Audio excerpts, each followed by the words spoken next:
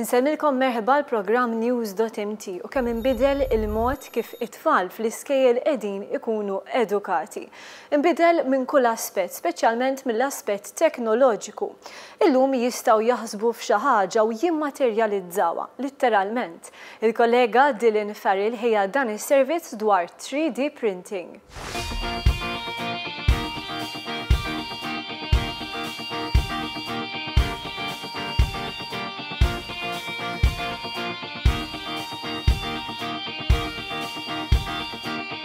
Din hija 3D printer, teknoloġija moderna li tipprovdila materjal u disin u tistampawlek.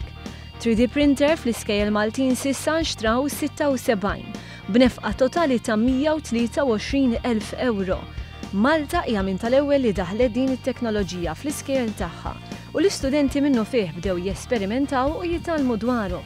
Kif rajna fil-klassi ta' disin u teknoloġija fis-sekondarja tas-Subien fil-kulleġġ ta' San Ignazju f'Tal-Ħandaq u l-klassi tal-computing fis-sekondarja tas-Subien tal-kulleġġ ta' Santa Margherita f'Bormla. 3D printer taħdem sistema sempliċi tifhimha fejn il-qofol tagħha huwa l-preċiżjoni kbira tagħha. Fil-fatt 3D printer tħoll plastik u saf tistampa d-disin, anka dettaljat li inti tkun tajta fil-kompjuter.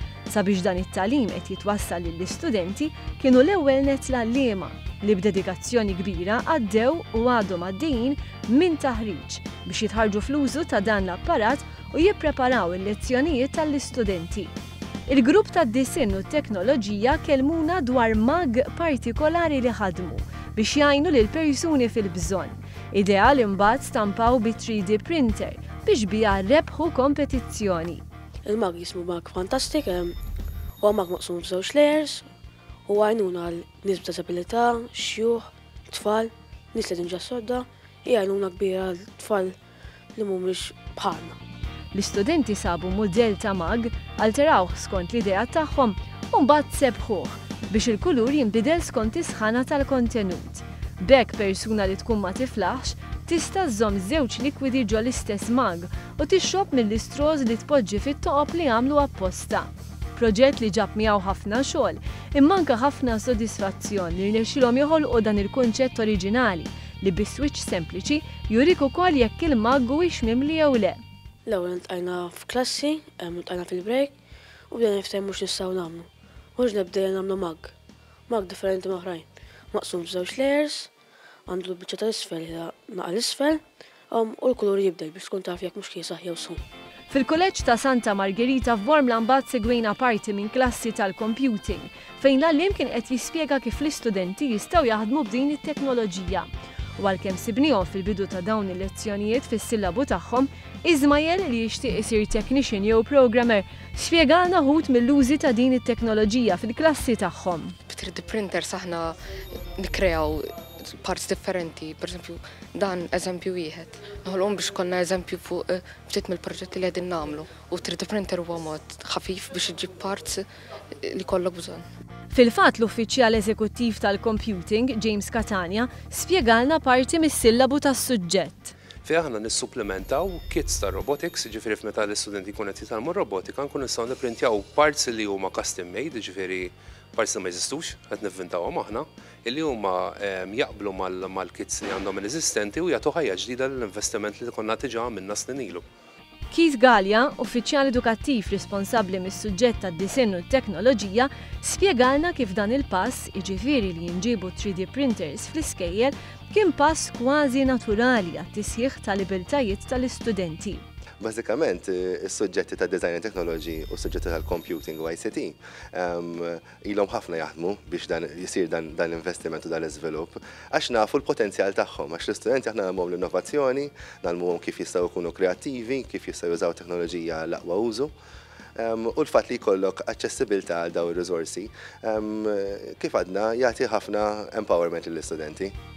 B'hekk spjegalna Gallia l-istudenti jingħataw problema x'isolvu u wara li għamlu riċerka tagħhom ikunu jistgħu mhux biss jiddisinjaw prodott li jservi għal ħtieġa mitluba imma jkunu jistgħu joħolquh u jmissuh b'idejhom.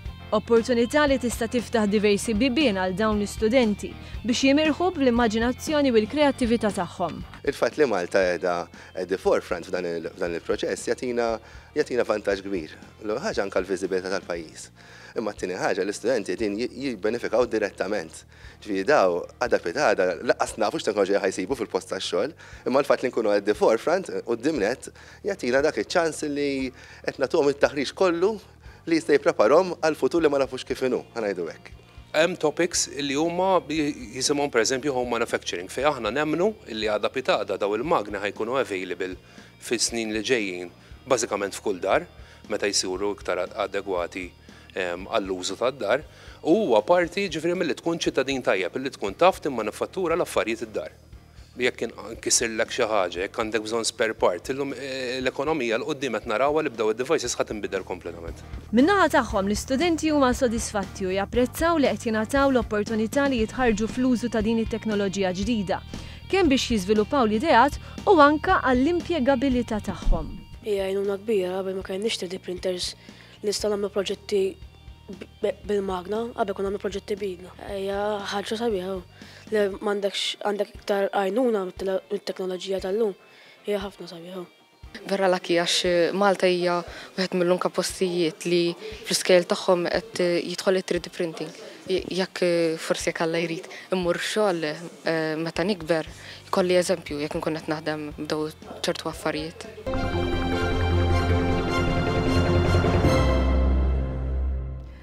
Mill-aħħar avvanzi teknoloġiċi disponibbli għal uliedna se nimmorru issa fil-passat u nitkellmu dwar tempji.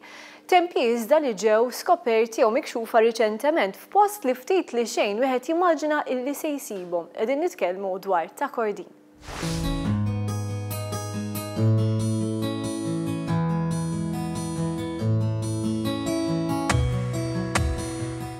Jaf kemm hawn ħaddiema li ta' kuljum jgħaddu miż-żona industrijali ta' Kordin u mhumiex konxji li propju warajja hawn sit preistoriku li jista' jingħaqad mal-kumplament tat-tempji l-oħra.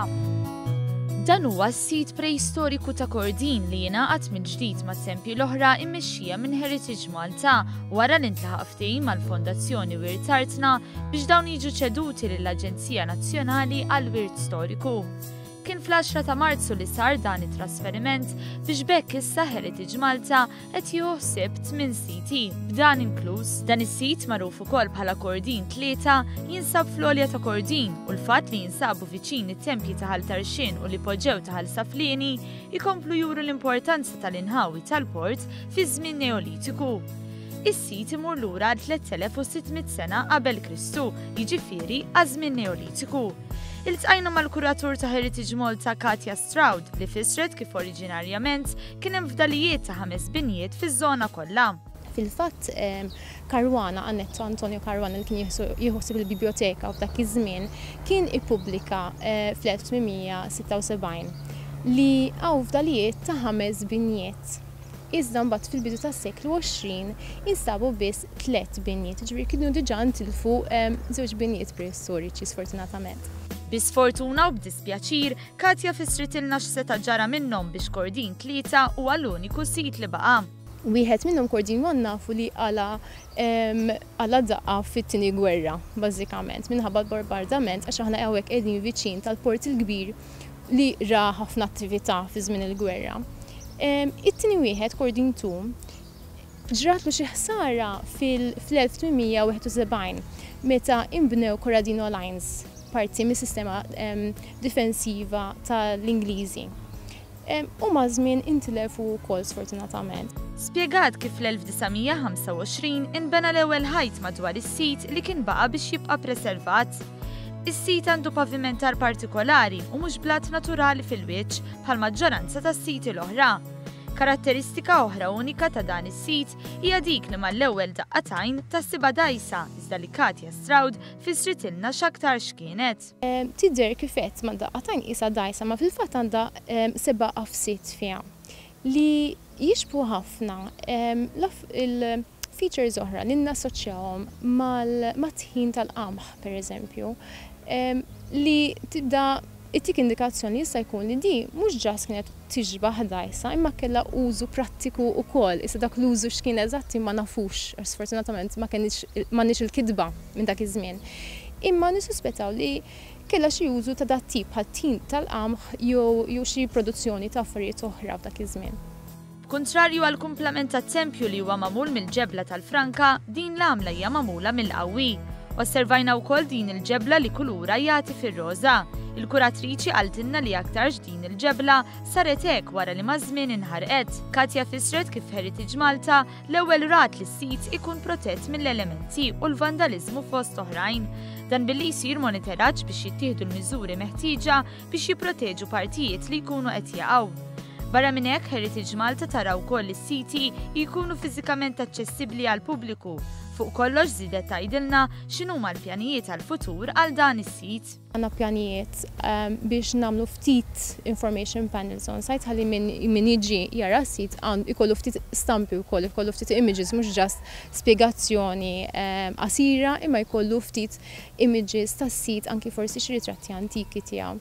Apparti minn hekk imbagħad nixtiequ niddokumentaw is-sit fid-dettall. L-aħjar mod biex tiddokumenta da s-siti huwa permezz diġitali li tagħmel 3D models tiegħu bażikament u dak huwa l-pjan tagħna għal dan is-sit.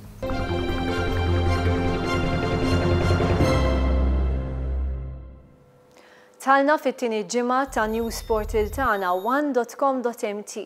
Sit elettroniku li nħeġġiġkom issegwu biex verament tkunu aġġornati 24 siegħa kuljum mit-tnejn sal-ħadd.